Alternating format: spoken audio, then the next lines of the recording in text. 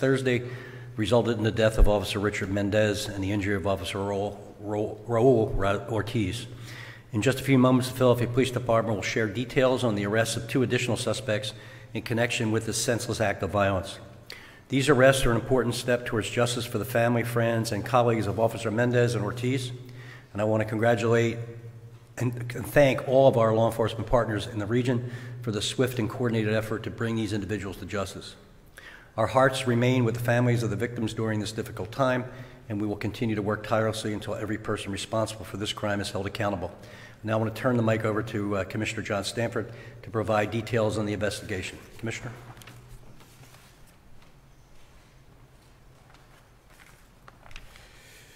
Good morning, or good afternoon. All the days start to run together and the times do as well. It's a bittersweet kind of moment today. Bitter in the fact that we wish we didn't have to even be here in the first place for a fallen officer, but sweet in knowing that we have essentially taken everyone that is responsible for the shooting of Officer Ortiz and the murder of Officer Mendez in custody. Someone asked the other day, what was the message for those that were responsible for this? And I said that we would get you, and we did just that. We did that thanks to the relentless work by our homicide investigators, our shooting investigation group, crime scene unit, forensics, and the amazing collaborative work with our law enforcement partners, most of which you will see here today, at the FBI, the ATF, the U.S. Marshals Service, New Jersey State Police, Pennsylvania State Police, the District Attorney's Office, and Camden Police. I also want to thank the Fraternal Order of Police Lodge 5 and SALEA, the Spanish American Law Enforcement Association, for their support for the families of Officer Mendez, their support for Officer Ortiz, and their support for this entire department. I also want to thank all who have contributed to the reward fund, which was over $275,000. And again, a lot of that was collected by the FOP from so many donors around the city, but also in addition to the $20,000 reward offered by the city, as well as $10,000 that was contributed by city council members yesterday. I also want to thank all of the city, state, and federal officials and leadership for their thoughts and prayers, as well as everyone in this city and around the globe who have sent some expression of condolence during this time. I'm glad that we're able to bring some level of closure for the Mendez family as we continue to prepare for the funeral services. Again, just can't reiterate enough how much we appreciate the support from everyone in this city. We are making it through this time, and I'm going to turn the microphone over to First Deputy Frank Venor to go over all the specifics of the investigation and how we were able to capture the remaining suspects.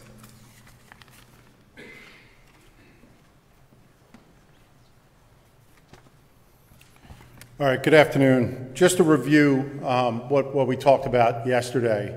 On Monday, we developed probable cause and a warrant for Yabrani Martinez Fernandez. Mr. Fernandez was located in New Jersey in the early morning hours. He was in Cherry Hill staying at a hotel. U.S. Marshals along with the Homicide Division and State Police took him into custody. This morning, he went through the extradition process, and this morning he has been brought to the Homicide Division where he's being processed for murder.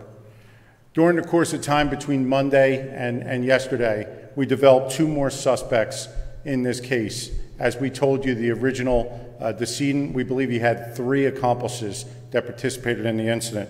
So during that time, the 2 suspects, and I'm going to give you their names, and I'll spell them if you need be later on. One is an Alexander Batista Polanco. He's 21 years of age, and he's from Camden, New Jersey. And we developed information on a Hendrik Pena Fernandez. He is from Pennsauken, New Jersey. Those 2 individuals were investigated. Polanco was found to have warrants out of New Jersey and Scranton, Pennsylvania. Yesterday, in the early morning hours, U.S. Marshals took him into custody in New Jersey and brought him to New Jersey to be processed under his local charges in New Jersey, investigation by the New Jersey State Police.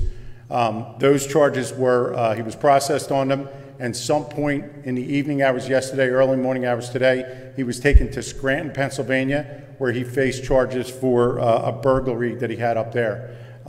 The district attorney's office approved a warrant for murder in our case with Officer Richard Mendez. So he is currently being transported to the homicide division to face the charges for murder today. He should be arriving shortly to the homicide division. The second individual I mentioned, Hendrik Pena Fernandez, in the early morning hours this morning, we served a search warrant at his residence. He was not present. As investigators began to speak to people there, we became knowledgeable of where he was, and he was immediately taken into custody by Jersey State Police and homicide investigators. He is currently at Belmar, New Jersey, and he will be extradited back to Philadelphia to face murder charges. We also have an approved warrant for murder in that case. So we believe, this is our belief now, that all the individuals that were inside of that Dodge Durango the night that this incident happened were identified, and we believe we have them in the custody. It's not saying that we're done our investigation. We're going to keep going. There are people that assisted these individuals. There's people that tried to obstruct us from finding them, and we're going to make sure that if charges are appropriate, that they're preferred on those individuals. After saying all that, I'm going to turn things over to the district attorney's chief of their homicide division, Joanne Pescator, who we would not have been able to do this without. She was with us around the clock on most days. So I'm going to turn things over to her and thank her. Thank you, Deputy Commissioner Venor. I just want to piggyback off of what Deputy Commissioner Venor just reiterated. We would not have been able to make these arrests without the help from our homicide detectives or above anything. Those guys have been over there, most of them with a few hours sleep. They haven't gone home. They've eaten there. They've slept there, working on this job around the clock. And I want to give the district attorney's office's heartfelt condolences to the widow who I had to see on Friday morning while she was outside of the medical examiner's office while her husband's body was being brought out. If you've never witnessed that, it is the saddest thing you would ever see in your life. She was there with her daughter, and it's something that I hope none of you ever have to witness. That being said, there were three individuals who have been charged with the murder of police officer Richard Mendez and the attempted murder of police officer Raul Ortiz. The district attorney will be assigning this case to someone in my unit. It'll probably be 2 individuals because of the voluminous nature of the evidence in this particular case. I want to also give a shout out to the FBI, ATF, and the marshals who without their help and round-the-clock help in this particular case to the homicide detectives, this case would not have come in. Thank you.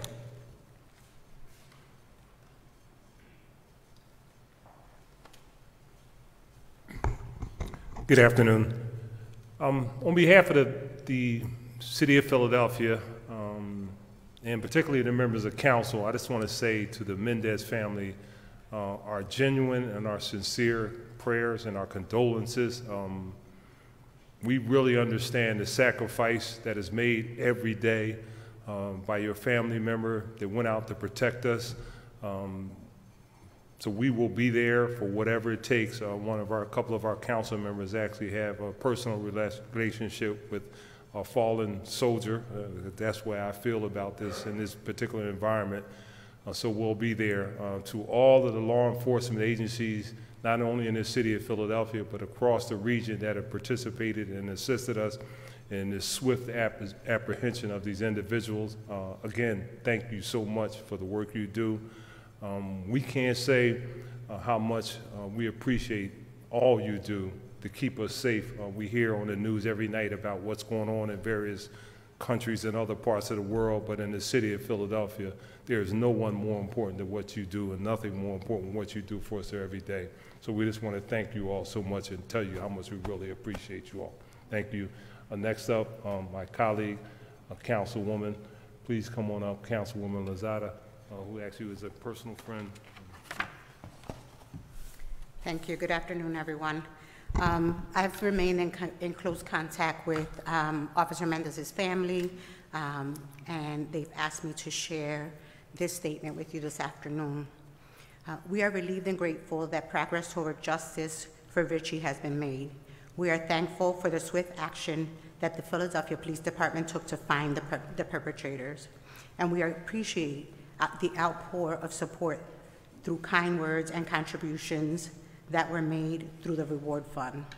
It is amazing to see how many people have come together not only to work this case, but to bring justice, to support one another in the aftermath of this loss. As a family, we are grieving and are facing personal trauma through this murder, as are the officers who worked with Richie. We are all processing this loss, and as we do, each officer of the 25th Police District and the airport unit, as well as across the city, continue to put their uniforms on every day and continue to protect and serve our city. We are grateful for them, for their dedication to their job, and we know that Richie would be grateful too. Even though we're experiencing hurt and anger, there is some solace in knowing justice is being carried out. As we continue to grieve, we ask for continued privacy. But we want to thank everyone once again for all they have done during this extremely difficult time for our family. I'd like to mention that I received a text while coming in, and even though we continue to ask for everyone to please respect their privacy during this time, they are extremely overwhelmed, and they're asking for people to please respect their privacy, and that includes on social media as well.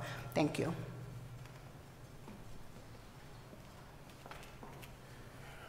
At this point in time, we'll take any questions that you may have. Yes. Two questions. One follow-up. First question, you said bitter and then the loss of one of your fellow brethren. I know that dark stripe weighs down bad, sweet, and those responsible for this. I mean, bitter in the sense that we've already, I think earlier this week, I expressed that this week here, we have one funeral that is planned for a captain, a commander, died by suicide. That's tomorrow. We have a funeral on Friday for an officer who died suddenly, but was an active officer. And then this tragic incident occurred last week, hence leading to the funeral that will be on Monday evening, the viewing, and then the funeral on Tuesday. Bitter in the sense that none of us, the folks standing up here from our agency and from every other law enforcement agency, nobody wants to be in the position where they have to talk about an officer losing their life. And so that's the bitter component of it. The other bitter component is that we've stood here too many times over the years having these same type of conversations. And so that's the bitter component of it. The sweet component is the fact that we, were able to make an arrest, as sweet as it can be. It's not sweet completely. It's just, it gives you some level of closure and knowing that the folks that are responsible for this are in custody and they won't have the ability to do this to anybody else. They won't have a chance to affect somebody else's family the way that the way that their actions have affected Officer Mendez's family as well as our family. And so sweet in knowing that they're off of the street. And so that's why I say that. But, hopefully there are some other, as Deputy Venor alluded to, anyone else that had any part in this, regardless of how slight, we are still going to continue to pursue them as well. And so I think the message has to be clear that if you do this type of action towards the law enforcement, there are severe consequences. I mean, and again, it should be the same for, consequences for anybody that's murdered. But obviously, if you have, something in your mind to think that it's okay to do that to law enforcement, then something's really wrong.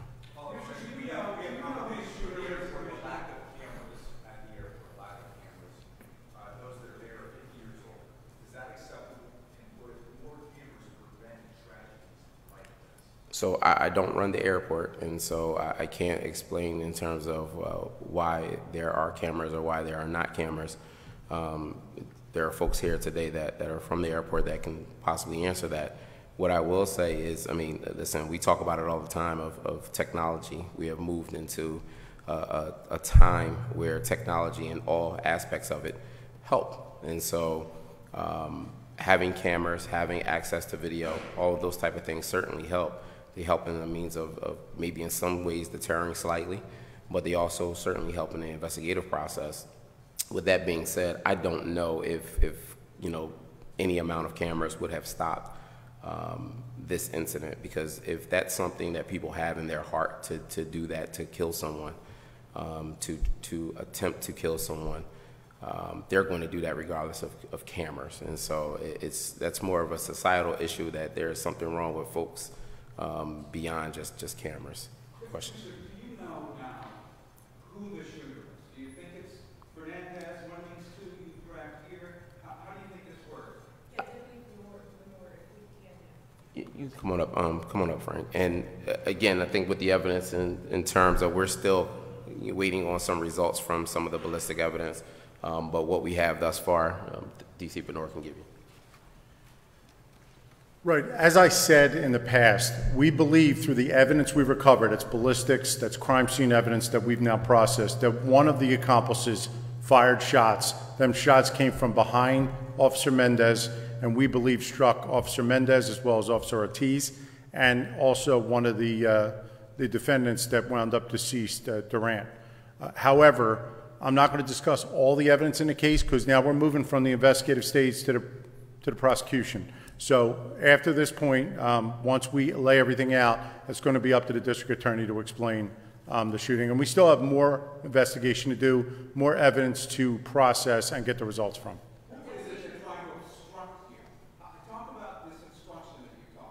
Well, I'm not going to name the people, but we had people burning a vehicle. We know that, right?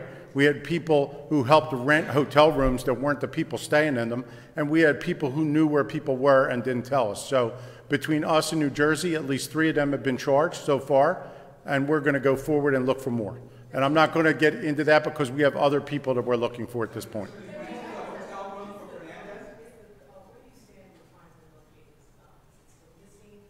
At this point, I don't have confirmation that we have found the gun. We are still searching for the gun. So that would be part of help we need. If anyone may know where that is, we still urge them to call us.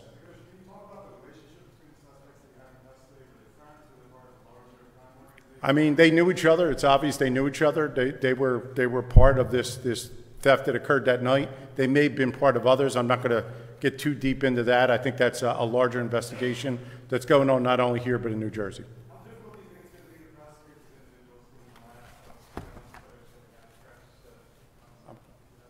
I'm going to defer to the DA for that. I'm very confident in this particular case, in the forensics and the technology that was used.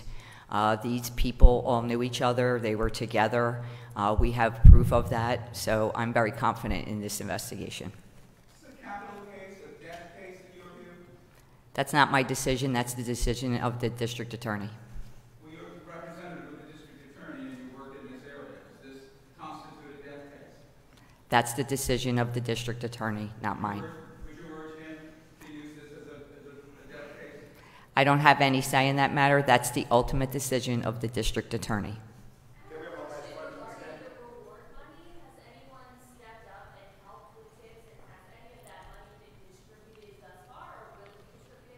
So there have been a number of tips that have come in throughout this investigation. We'll be combing through that in the coming days to figure out how that will be dispersed. But nothing has been dispersed as of this point.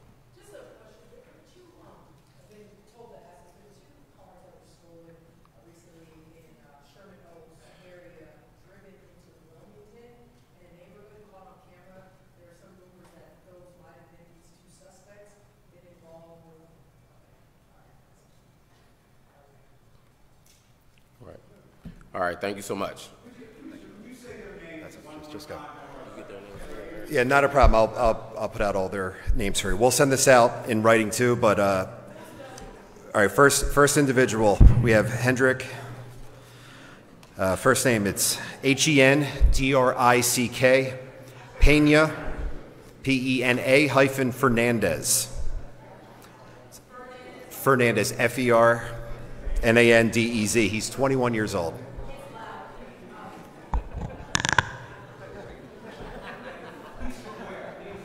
He's from Pennsauken, New Jersey. Correct. Pennsauken. Next, the other individual, it's Alexander, Alexander, Batista, Batista hyphen Polanco, Polanco. He's also 21 years old, and he's from Camden, New Jersey.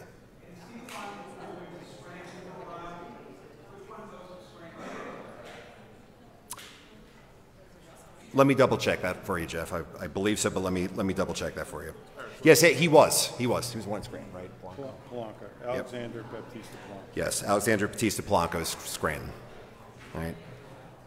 And the third suspect you have from the other day, right?